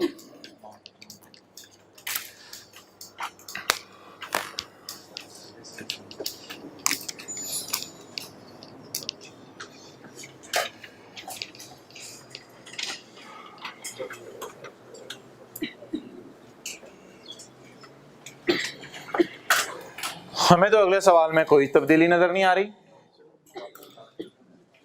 एक मिनट यार, कैमरा उधर रख लो, नोट।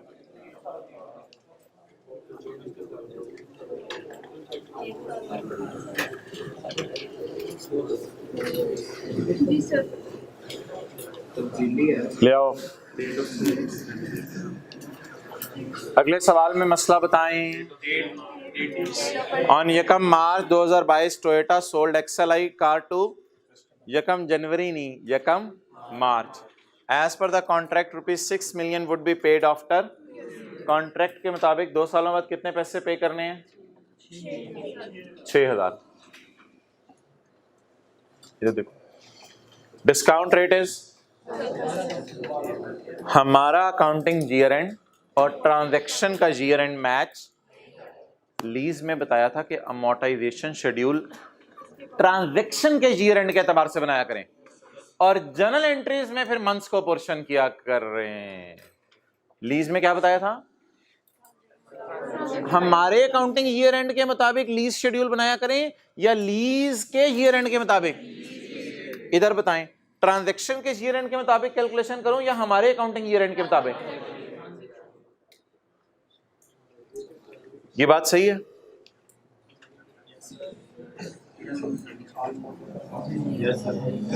डिलीवरी कब हो रही है? यकम मार्च 22 को। डिलीवरी यकम मार्च 22 को हो रही है, और पैसे यकम मार्च 24 को मिलेंगे, या जो भी हम समझ लें, 28 फरवरी समझ लें, जो भी समझ लें, यकम मार्च 24 समझ लें या 28 फरवरी 24 समझ लें। अब मसला क्या है, हमारा अकाउंटिंग ईयर एंड इधर हो रहा है, लेकिन इसका अकाउंटिंग ईयर एंड एक, ट्रांजैक्शन का ईयर एंड इधर हो रहा है, और फिर ट्रांजैक्शन का ईयर एंड। अब वो जो मैंने वर्किंग की है, वो वर्किंग किस एतबार से बनाऊं, हमारे अकाउंटिंग ईयर एंड्स की डेट डाल के, या वो वर्किंग ट्रांजैक्शन के ईयर एंड्स की डेट डाल के? चलें जी, शुरू करें। मैं चाहूं तो मैं डेट्स मिटा के बाकी सारी वर्किंग यूज कर सकता हूं, लेकिन मैं चाह रहा हूं कि आप लोग मेरे साथ साथ चलें ताकि आपको भी चीजें रिवाइज हों। तो इसलिए ऐसा करते हैं, मिटा देते हैं और सारा दोबारा करते हैं। क्या डिफरेंस है जी?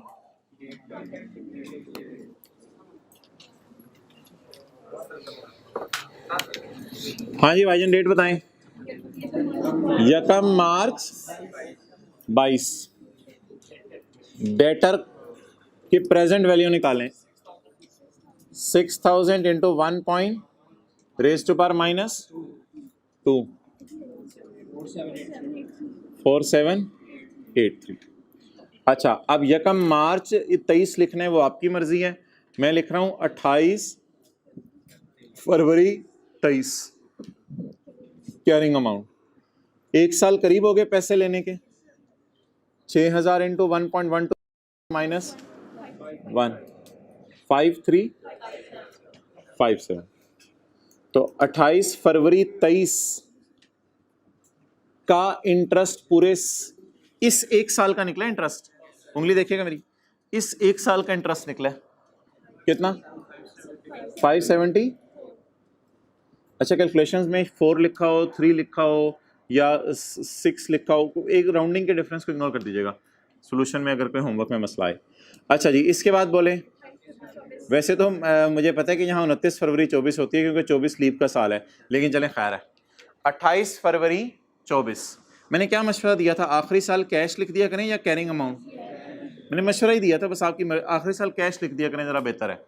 लेकिन हर साल कैरिंग अमाउंट लिखें, आखिरी साल क्या लिख दें, और अगर डी कमीशनिंग का सवाल हो तब भी आखिरी साल कैश लिख दिया करें। 6000 into 1.12 raise to power minus 0, 6000 0 नहीं आता भाई ये 6000। अच्छा कैरिंग अमाउंट कितनी आ जाएगी, ज़रा 28 फरवरी 24 को बोलें। डेटर पैसे दे देगा तो कैरिंग अमाउंट 0। आप बोलें जी 28 फरवरी 24 को, इसको इन दोनों का डिफरेंस 643 बैलेंस है।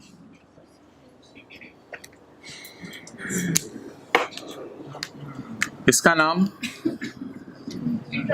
Interest income. कोई बता सकता है इधर क्या हो रहा था, चीजें डिलीवर, और इधर कैश आ रहा था। इधर क्या हो रहा था, कल एक मैंने और बात करनी है इसलिए बार बार कर रहा हूं। इधर क्या हो रही थी, और इधर। अब एक मसला आया यार, हमारा ईयर एंड 28 फरवरी नहीं है। आप बता दें इस इंटरेस्ट के कितने महीने किस साल में डालें, कितने महीने किस साल में डालें। इसके 10 महीने 2022 में डाल दें, डन। तो चलवाएं जी, यह काम मार्च 22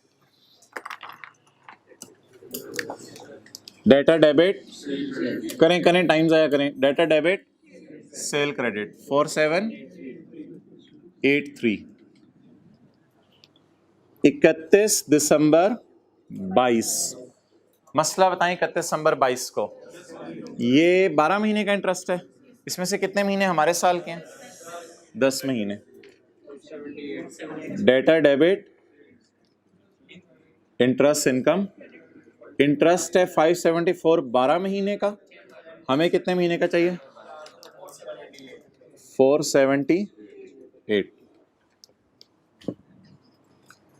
31 दिसंबर 23 की एंट्री जरा सही करवा दीजिएगा, 31 दिसंबर 23 की। इसमें 574 का 2/12 लेने वाला भी रहता है, और 643 तो 24 में मिलना है, 24 का बनना है इंटरेस्ट। उसमें से 10 महीने तो 23 के होंगे ना, ये रियलाइज करें ना, ये वाला इन दोनों डेट्स के दरमियान 23 के 10 महीने आ रहे हैं और 24 के सिर्फ 2 महीने आ रहे हैं। तो ये हिम्मत करके फिगर सही निकालनी थी। 643 into 10/12 632। Debtor debit interest income. अच्छा इधर वो साथ साथ नीचे ब्रैकेट में ना टोटल लगाइएगा, इधर वो गलत आ जाएंगी चीजें, आपसे फिर काबू नहीं होंगी। जो ब्रैकेट में साथ साथ इंटरेस्ट निकाल रहे थे ना, वो ये समझ नहीं आया।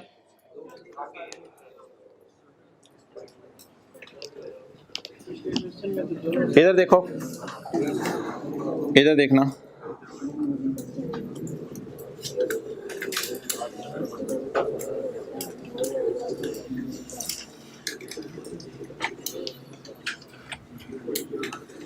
ये देखो इतने अरसे का इंटरेस्ट कितना है, इतने अरसे का इंटरेस्ट 570 और इतने अरसे का 643। तो 574 हाँ 643 क्या पूछ रहे हो, नहीं 643 10 महीने का नहीं है। 574 ट्रांजैक्शन के ईयर एंड का इंटरेस्ट है और 643 ट्रांजैक्शन के ईयर एंड का इंटरेस्ट है। 574 का 10/12 हमारे साल का इंटरेस्ट है और 574 का 2/12 अगले साल का इंटरेस्ट है। 643 साबित करें 12 महीने का इंटरेस्ट है। 643 12 महीने का इंटरेस्ट है ना, लेकिन 643 में हमारे साल के 10 महीने का, अगले साल के, और अगले साल 2 महीने इंटरेस्ट बुक होगा। अगले साल तो उसके बाद पैसे ही देगा डेटर, तो अगले साल बुक के कितने महीने होने सिर्फ इंटरेस्ट, 2 महीने।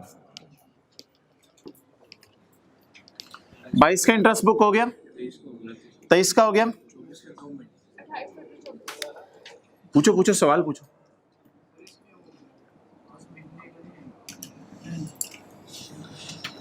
इसमें 10 महीने का नहीं आएगा।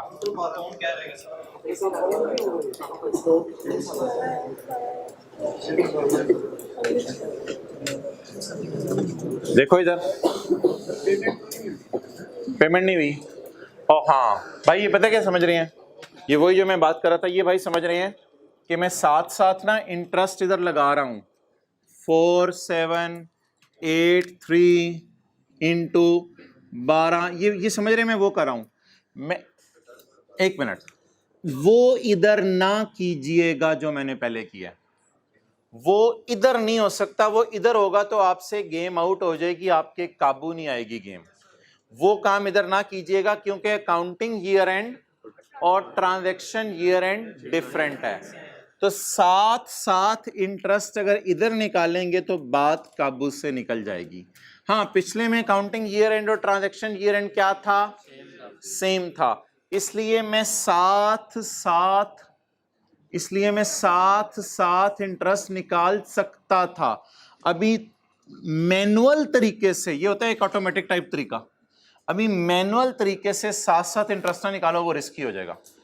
ये इंटरेस्ट नहीं निकाला जा रहा, ये निकले हुए इंटरेस्ट को उसके रेलेवेंट साल में डाला जा रहा है। रेट नहीं लगाने, रेट यहां लगाना रिस्की हो जाएगा क्योंकि किसका ईयर डिफरेंट है, अकाउंटिंग का ईयर एंड डिफरेंट है और ट्रांजैक्शन का ईयर एंड डिफरेंट है। साथ साथ आप शायद, कौन सा क्वेश्चन है, क्वेश्चन नंबर 5, साथ साथ शायद सॉल्यूशन देख रहे हो, सॉल्यूशन देखने की कोशिश मत करो। क्लियर जी? अब भाई आपको पता चल गया 574 में से कितने महीने हमारे साल के होंगे,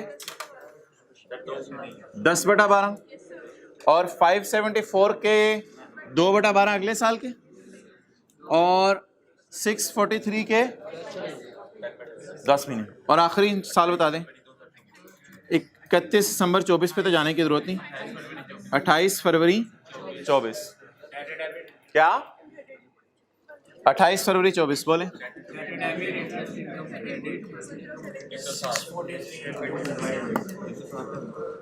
डेटा डेबिट जी, इसका 10/12 हो गया, इसका सिर्फ कितना करने वाला रह गया, 2/12, 100, और आखिरी एंट्री बताएं, कैश डेबिट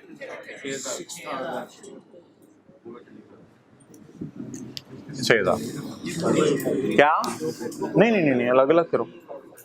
अच्छा, अब यहां टेबल से डायरेक्ट देख के एंट्रीज क्यों नहीं कर सकता था मैं, क्योंकि टेबल ट्रांजैक्शन ईयर एंड के एतबार से बना हुआ है और एंट्रीज अकाउंटिंग ईयर एंड के एतबार से करनी।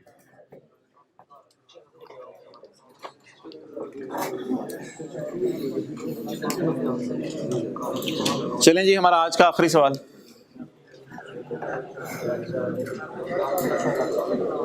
Question number 6। सिर्फ व्हाइट बोर्ड पे सॉल्यूशन देखें, नोट्स में मत देखें, सॉल्यूशन कह रहा हूं, क्वेश्चन देख लें। क्वेश्चन नंबर 6,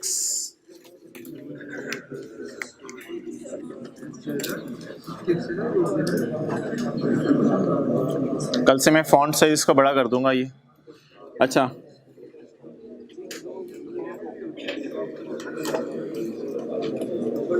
हो गया,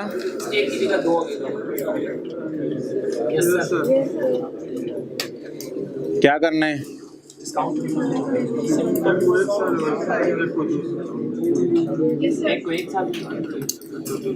आ रहे आ जाने। डिलीवरी कब हो रही है, डिलीवरी कब हो रही है, यकम जनवरी। तोड़े तोड़े करके पैसे आ रहे हैं या इकट्ठे, और भाई लीज पड़ी हुई है, 3,000 को इधर ले आएंगे और 4,000 को इधर ले आएंगे, लीज पड़ी हुई है। इसका सॉल्यूशन मत देखें यार, सॉल्यूशन मैं इसी पैटर्न पे अपलोड करूंगा जिस पैटर्न में मैं व्हाइट बोर्ड पे कर रहा हूँ, ठीक है। सॉल्यूशन है, अगर व्हाइट बोर्ड में इनकंसिस्टेंसी हुई तो ऑनलाइन के लिए तो वैसे ही सही होगा, आपके लिए भी मैं सही वाला कर दूंगा। तो सोल्यूशन मत देखें, साथ साथ कॉन्सेप्ट समझें। हाँ जी भाईजान, लीज पड़ी भी है, 3000 को अलग से डिस्काउंट कर सकते हैं, 4000 को अलग से कर सकते हैं।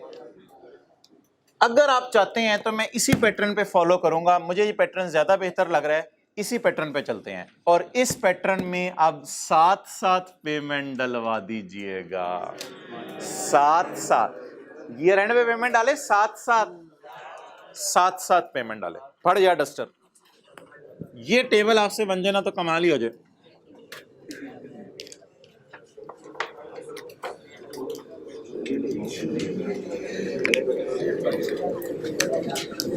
बताएं जी, बताएं। डेट, डिस्क्रिप्शन, रुपीस, यकम जनवरी 22। मैं इस नतीजे पे पहुंचा हूं, इस टेबल के ऊपर ही रहें, इससे आप कंफर्टेबल रहेंगे। डेटर की फिगर, पीवी रिकॉर्ड करें, डेटर की पीवी हिम्मत करें, मैनुअली निकालनी पड़ेगी 2 फिगर्स को करके। बोलें जी। 3000 को 1 साल पीछे बुला लें। 3000 into 1.1 raise to power minus plus 4000 into 1.12 है, 12% रेट है, raise to power minus 5867। Okay, solution नहीं देखना, साथ साथ सॉल्यूशन मैं इसी पैटर्न पे अपलोड करूंगा। 5867। आगे चलें जी। 31/12। हा माय डियर, इधर आप कैरिंग अमाउंट डायरेक्ट नहीं निकाल सकते, कोई वजह बता दे। इधर कैरिंग अमाउंट डायरेक्ट नहीं आ सकती, वजह बताएं। साथ साथ क्या आ रहा है?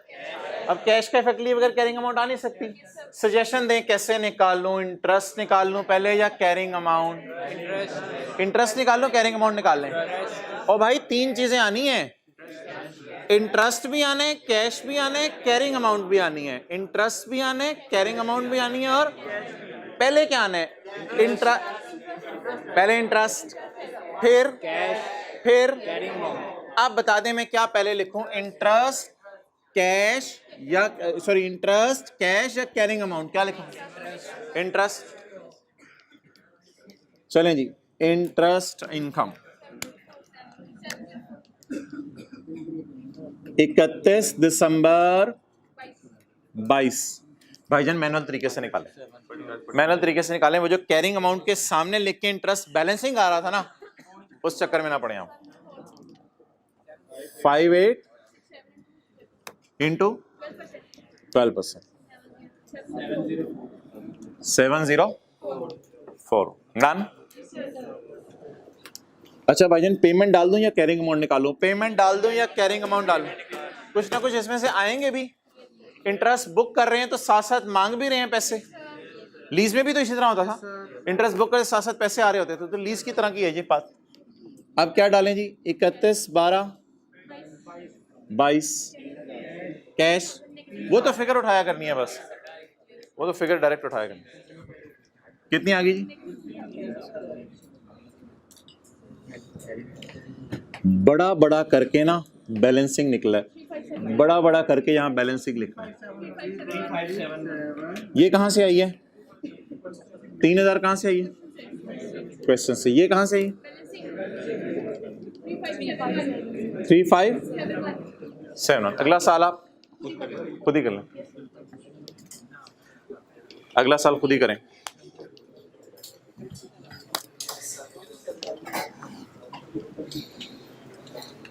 लिखें क्वेश्चन 6 के ऊपर, इस सवाल में इंटरेस्ट बैलेंसिंग नहीं निकालेंगे क्योंकि कैश साथ साथ आ रहा है। इस सवाल में इंटरेस्ट बैलेंसिंग नहीं निकालेंगे। हाँ हो सकता है यार रहने दो, वो ज्यादा कॉम्प्लिकेटेड हो जाएगा, वो ज्यादा कॉम्प्लिकेटेड हो जाएगा। वो देखना पड़ेगा रिमेनिंग पेमेंट्स कितनी रह गई हैं, उनको डिस्काउंट कैसे करना है, वो ज्यादा कॉम्प्लिकेट होगा, मसला होगा।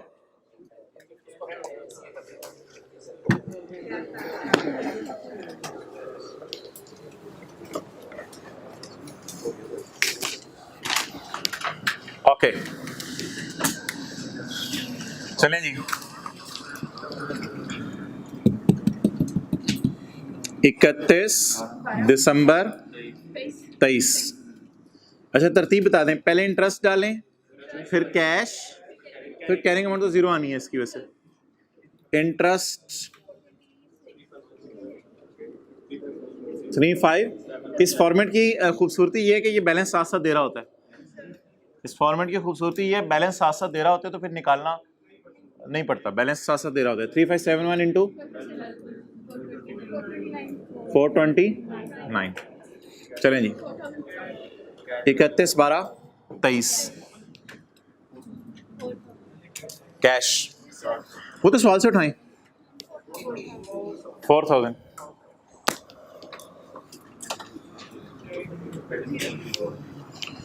इकतीस 12/23 कैरिंग अमाउंट।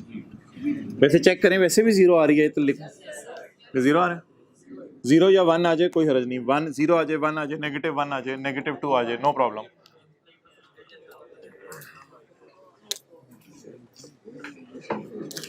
पिछलों में हम क्या कर रहे थे, इंटरेस्ट बैलेंस ही निकाले थे पिछले दोनों सवालों में। इस सवाल में क्योंकि पेमेंट्स ज्यादा हैं तो इंटरेस्ट बैलेंस ही निकाल रहे हैं या मैनुअली? मैनुअली निकाल रहे हैं। वैसे अगला सवाल भी मैंने रखा हुआ है, लेकिन नहीं, रहने दें, रहने दें। अगला सवाल मैं नोट से डिलीट कर दूंगा। अच्छा, होमवर्क इंशाल्लाह मैं बता देता हूं आपको, होमवर्क मैं बता देता हूं भाई। आपके 5-7 मिनट इंपॉर्टेंट चाहिए।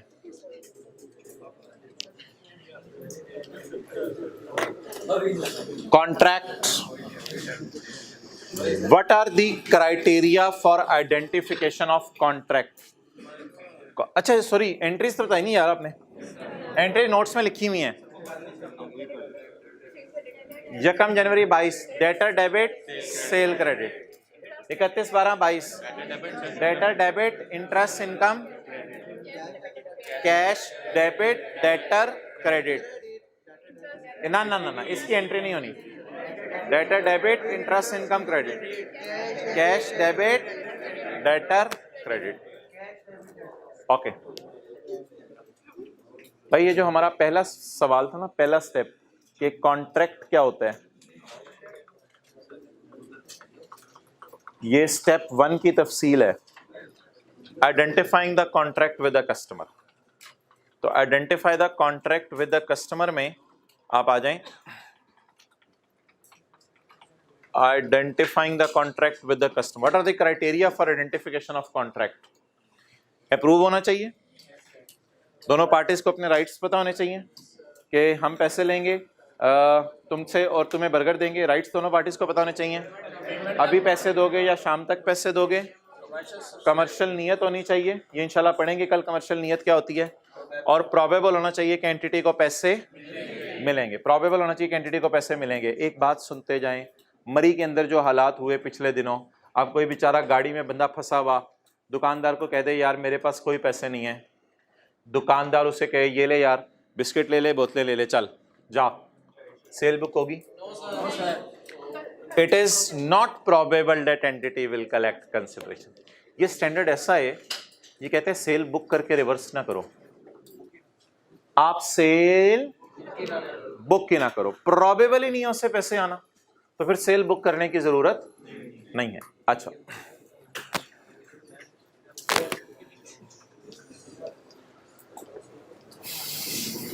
कॉन्ट्रैक्ट के टर्म्स में मसला था, इन 5 में से किसी टर्म में क्या था, मसला था। मिसाल के तौर पे होंडा ने सरासिफ को गाड़ी बेचनी थी, होंडा ने सरासिफ को गाड़ी बेचनी थी, लेकिन पेमेंट टर्म्स नहीं पता चली कि कब कब बेचनी है, किस दिन बेचनी है, पेमेंट टर्म्स पता नहीं चली।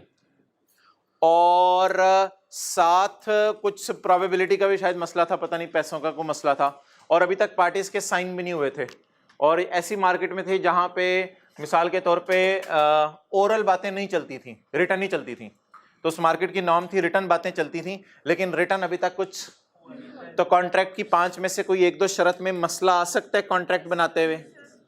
अगर मसला आ गया तो कॉन्ट्रैक्ट बनाते हुए अगर मसला आ गया तो सेल बुक होनी चाहिए। अगर 3 शर्तें पूरी हो तो सेल बुक हो जानी चाहिए, चाहे कॉन्ट्रैक्ट में मसला भी हो।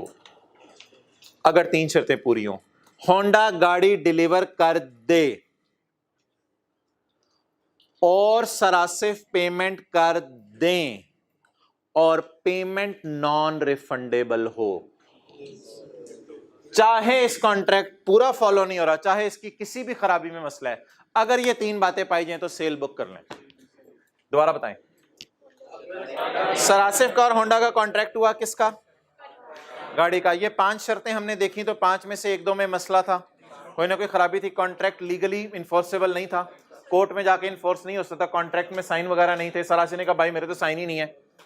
अब आप होंडा के अकाउंटेंट है, आप होंडा के अकाउंटेंट है, सरासिफ आपने गाड़ी डिलीवर कर दी, कॉन्ट्रैक्ट में साइन नहीं हुए, अभी आपने गाड़ी डिलीवर कर दी, यार ना करना है इधर दे सर, अभी नोट्स बाहर निकाल के रख जरा। आपने गाड़ी डिलीवर कर दी होंडा ने, सरासिफ ने पैसे दे दिए और पैसे क्या हैं? अब चाहे कोर्ट के अंदर कोई चीज इन्फोर्सेबल नहीं भी है तो आधा पचादे एग्रीमेंट में ये कहीं लिखा हुआ है ना नॉन रिफंडेबल है, तो इसका मतलब है आप सेल बुक कर लेनी चाहिए। अब sale book, when contract conditions not met but still revenue recorded, कब? The entity has transferred the goods और सर्विसेज टू, एंटिटी कौन हुआ करेगा? Seller, seller. The consideration promised by customer has been, yes. The consideration received is, yes. क्या करें? Record कर लें revenue. एक और सिनेरियो भी है, वो इंशाल्लाह कल पढ़ेंगे। अच्छा ठीक है यार, ओवर करो, होमवर्क मैं नोट्स में डाल रहा हूँ। होमवर्क में आपने 2 सवाल करने हैं IFRS 15 के इस जैसे, ताकि डेटर और इंटरेस्ट इनकम वाली फिगर्स में मसला ना हो। 2 सवाल डालूंगा।